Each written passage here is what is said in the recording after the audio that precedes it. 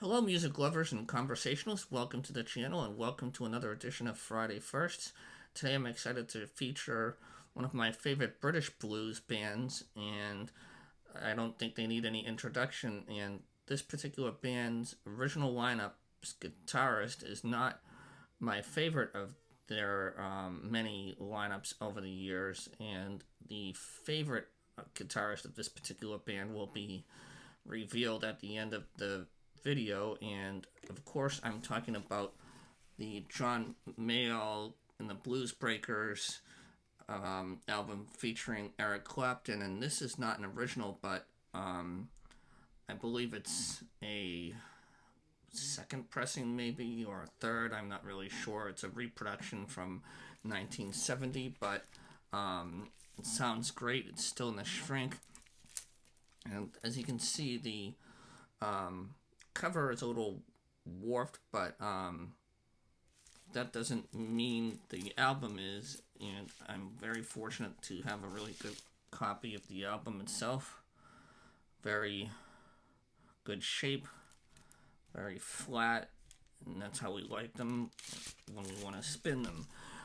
Just a little trivia here, or a few tidbits, if you will, of the album itself. It was originally released in July of 1966 on the Decca Records label in the UK and the London Records in the US.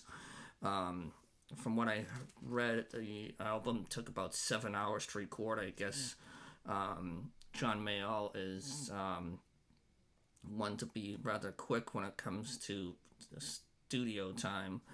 And I can't say that I blame him, because in theory, the quicker you get an album done, the faster you get it out, and hopefully that translates into making more money and making it faster. So, but this debut is a great debut. It's got a good combination of covers and originals. I think it's just a solid album with a solid lineup. Of course, it's got Eric Clapton there with the famous Beano comic. And I'm still trying to find an original pressing. Hopefully I will someday, but for now this will do. And just as a solid album, I love the piano styles of John Mayall. He just really makes it sing, and Clapton sounds great as well as the rest of the band.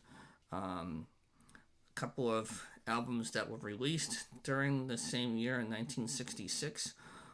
We had the Paul Butterfield Blues Band releasing East West, and then we had the Supremes released the Supremes A Go-Go, which is their 9th studio album. In December of actually before the December release, we had Bob Dylan releasing Blonde on Blonde in June, followed by Cream releasing Fresh Cream in December of 66, December 9th, if I'm reading my handwriting correctly. And last but certainly not least, my second favorite Who album of all time, a quick one, which was released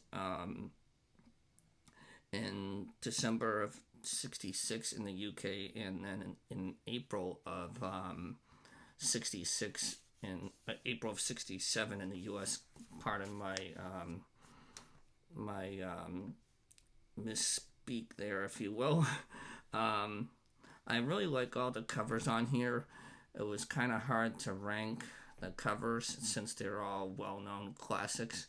So I didn't really think too much of it and just listened to the covers a couple of times. Kind of took the album and split it as if it was a covers album and then an original material album. The first, coming in at number 4 is the Otis Rush Willie Dixon tune, All Your Love. And that really is a great way to kick off the album. It's introduces fans to a song they're already familiar with, and really, I think, is a strong way to introduce themselves as a blues band that is a force to be reckoned with. And they really did a great job in this particular cover. The next one is a classic through and through, and it really brings out the talent on keys for John Mayall, and it is the Ray Charles classic "What I Say," and I just love the left-hand bass line, and that is just so stellar, and it's one groove that people I don't think would ever get tired of or forget what the song is when they hear it. Coming in at number 2, and this was tough to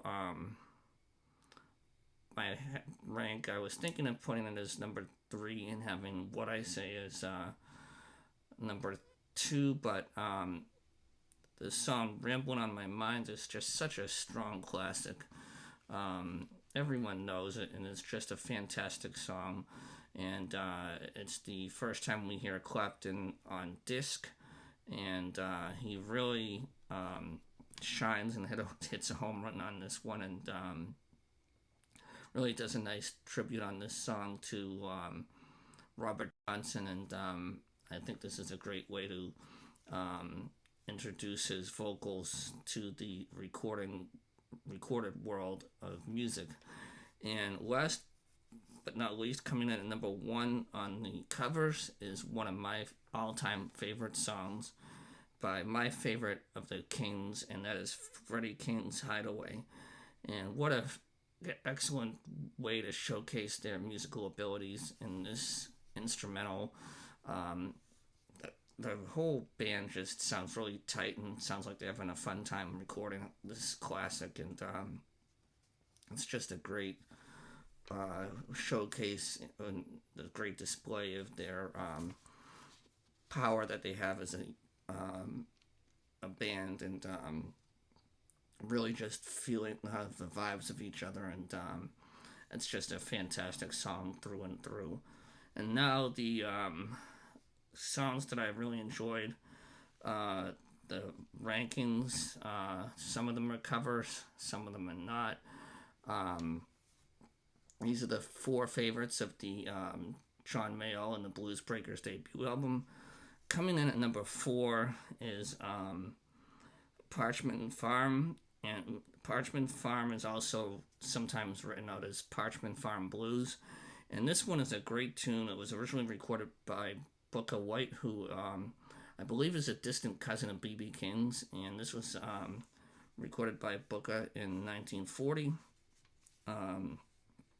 This is a autobiographical tune by Booker, and it's just a great classic blues tune. And I believe on the album itself, it does not list Booker White as the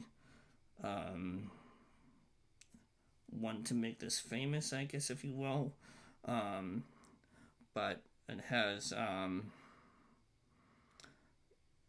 guy by the name of Allison, and I believe it is John Allison. I could be wrong on the first name, but I think Booker White should be on there as well.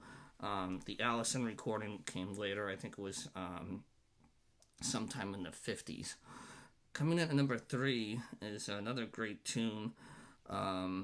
This was originally recorded in 1959 by and written by one L.C. Frazier, who is also known as Memphis Slim. This is the song Steppin' Out. This is a fantastic tune. Has a killer opening that really sets the tone for the rest of the album, and the song itself will just have you rocking and rolling, and it's definitely one that I think deserves to be in a favorites category for John Mayall tunes in general. The final 2, we're down to the final 2 now.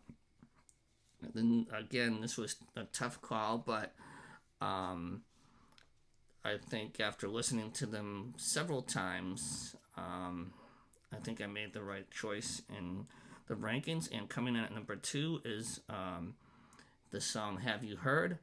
And this one is a true gritty, smoky blues slow cooker of a tune, and it just is a low-down gut bucket blues tune, and one that I think is, or was definitely a song that I think should be maybe not in the top 10 favorites of John Mayall's John Mayall playlist, if you will, but I think it definitely should be in the top 20.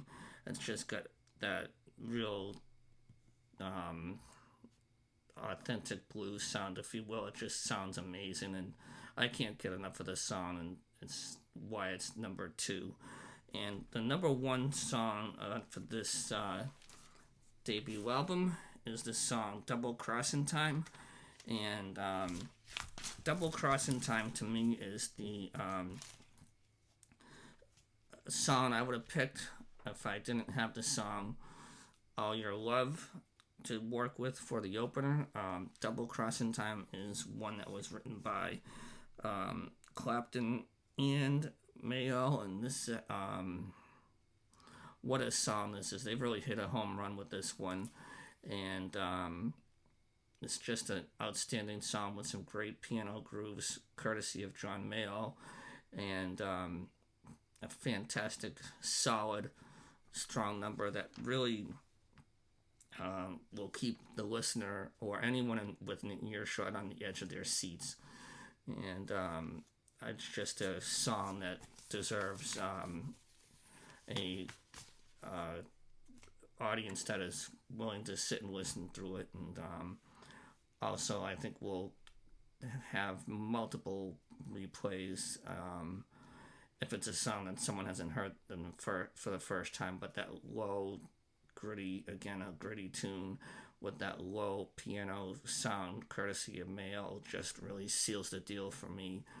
And as I said, the original lineup here, the original guitarist being Clapton, is not my favorite guitarist in the John Mayall and the BluesBreakers lineup, but he is an excellent guitarist, and I appreciate his work. And the one that is my all-time favorite guitarist in the John Mayall band is Walter Trout, who I believe was with him in the mid-'80s. And I just love Walter Trout's sound. I'm hoping to get to see him sometime this year. I got to double check on that with a buddy of mine on the tickets, but I think Walter Trout is just sounded great when he was with the BluesBreakers. So there's my review for this week's installment of Friday Firsts, and the album is John Mayall and the BluesBreakers featuring Eric Clapton. I hope you enjoyed this review of the famous Beano album, as they call it. And I will see you all soon for the next installment. Take care, and thank you for watching. Bye-bye.